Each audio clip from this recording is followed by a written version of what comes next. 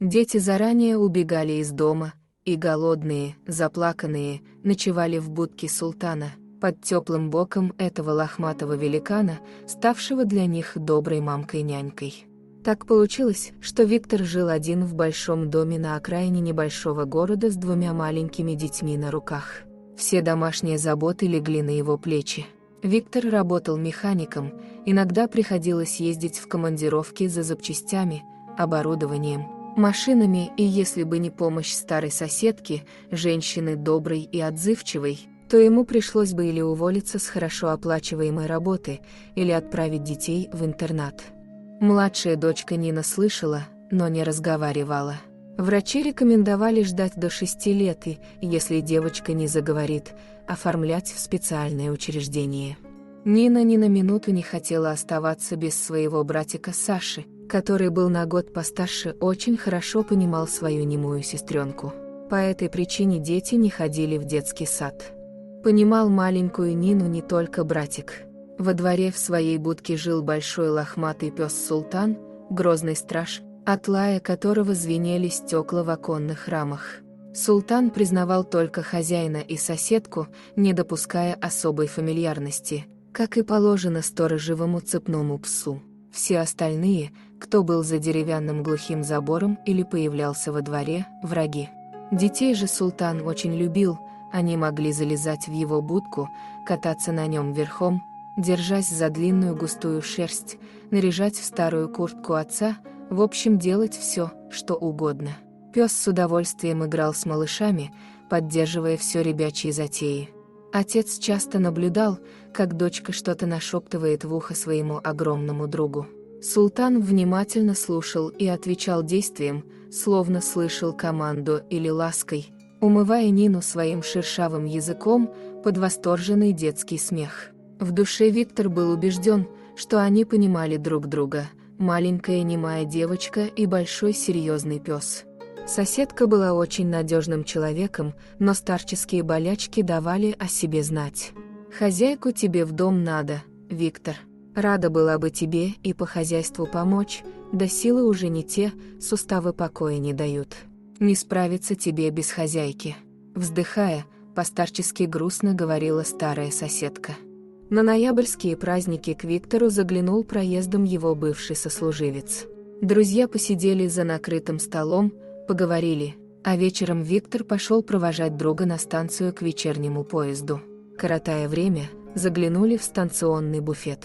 Буфетчица, миловидная женщина средних лет, наливая пиво, приветливо улыбалась Виктору. Так он и познакомился с Галиной. Виктор стал частенько заходить в станционный буфет, вечерами провожая подругу до старого деревянного дома, где у нее была небольшая комната.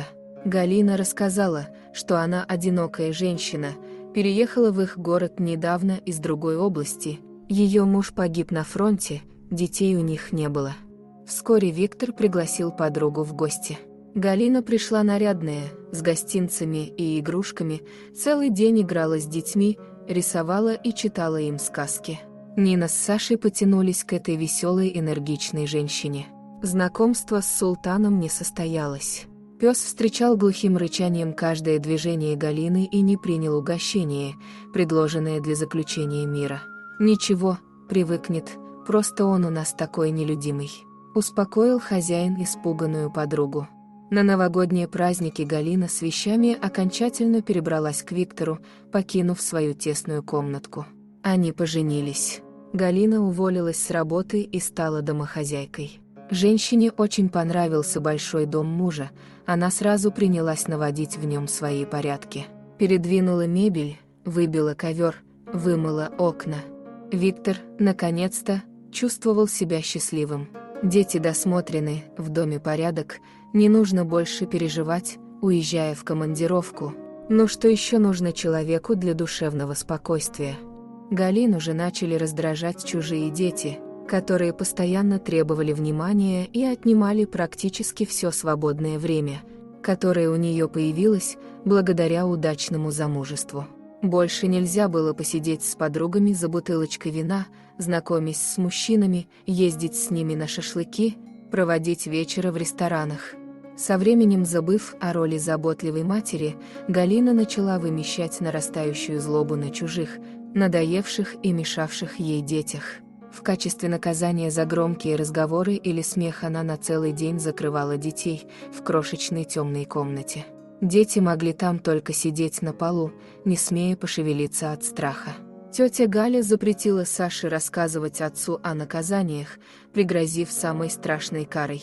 Со временем дети научились избегать наказаний, стараясь не попадаться тете Гале на глаза.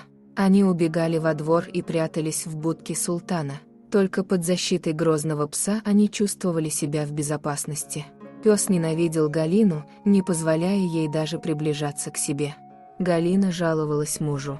Она просила избавиться от султана, но Виктор даже слышать не хотел, посоветовав жене просто не подходить к собаке. Отравить султана обозленная женщина не могла, она боялась, что об этом догадается муж. К тому же пес наотрез отказывался есть принесенную ею пищу, он, подняв шерсть дыбом, рычал и скалился, показывая ей большие зубы. Когда отец уезжал в командировку, к тете Гале приходили гости, засиживаясь до поздней ночи за столом, ломившимся от вина и закусок, танцуя под звуки пластинок. Дети заранее убегали из дома, и голодные, заплаканные, ночевали в будке султана под теплым боком этого лохматого великана. Начались первые ночные заморозки. Виктор рано утром уехал в очередную командировку. Проводив мужа, Галина подняла детей, вымыла, нарядно одела и отправилась с ними в магазины. Купили сладостей, игрушек. Погуляли по улице с новыми игрушками. Соседи расхваливали такую заботливую мачеху, а дети радовались вниманию подобревшей вдруг тете. Когда вернулись домой, Галина неожиданно закрыла их в комнате. Саша плакал и просил попить и покушать себе и сестренке. Ему никто не ответил. Так дети просидели до позднего вечера. Когда совсем стемнело, Галина взяла легко, не по погоде одетых детей, приказав молчать, и пошла с ними на прогулку. «Папу встречать», — говорила она. Нину всю дорогу пришлось нести на руках. Перейдя пустынное шоссе, миновав полосу придорожного леса, вышли к карьеру, где стоял пустой вагончик. В вагончике женщина связала детей и закрыла рот Саши. С трудом задвинув заржавевший засов на двери, Галина ушла домой. Пьяный мозг подсказывал ей дальнейшие действия. Галина открыла настежь калитку, входную дверь, разобрала детские постели, раскидала в комнате игрушки. Утром, когда мороз сделает с детьми свое дело, она объявит тревогу, а теперь можно спокойно спать. Султан громко и протяжно выл, и эти звуки били по нервам. Галина привычно допила вино и уснула. Пес, прилагая огромные усилия, сдвинул тяжелую будку, карабин не выдержал, и султан исчез в ночной темноте. Степан, опытный водитель, бывший фронтовик-разведчик, ехал на своем грузовике, возвращаясь из рейса. По пустынному ночному шоссе, усталый, он спешил домой к своей семье. Вдруг из темноты на дорогу выскочил огромный лохматый пес и бросился к его машине. Каким-то чудом он не попал под колеса. Собака лаяла, а потом бросилась в сторону леса. Сонливость, одолевавшую усталого водителя, как рукой сняло, он поехал дальше. Немного проехав, Степан в ярком свете фар совсем близко увидел молодую женщину в легком белом платье. Ее красивое лицо обрамляли мокрые длинные волосы, прикрытые черным платком. Она оказалась прямо перед ним и стояла, останавливая машину поднятой рукой, показывая в сторону леса. Громадный пес прыгал возле нее и с лаем бегал к лесу, возвращаясь обратно к машине. Потом они пропали в лесу. Так повторилось несколько раз. Обеспокоенный водитель, поняв, что что-то случилось, вышел из машины и пошел за собакой и женщиной. Развязав замерзших детей, Степан завернул их в свою куртку и побежал к машине. Женщины с собакой рядом уже не было. Он отвез детей в милицию. Пришедший в себя Саша рассказал, что с ними произошло, и назвал адрес. Детей на скорой отправили в больницу. Вызвали участкового, они с оперативником поехали по адресу на машине Степана. Султан был во дворе, но в первый раз в жизни пропустил людей на крыльцо. Степан узнал пса и указал на него милиционерам. Пес, рыча и лая, хотел ворваться в дом, но его не пустили. В доме милиция нашла нетрезвую Галину. Она все отрицала, но, вконец запутавшись во вранье, под напором офицера милиции, призналась в совершенном преступлении. Начали собираться встревоженные шумом соседи.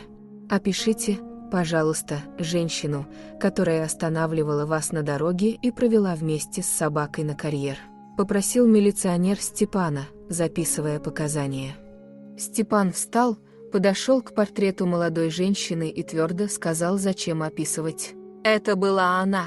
Соседи были в глубоком недоумении, наступила тишина. «Посмотрите внимательнее. Вы уверены?»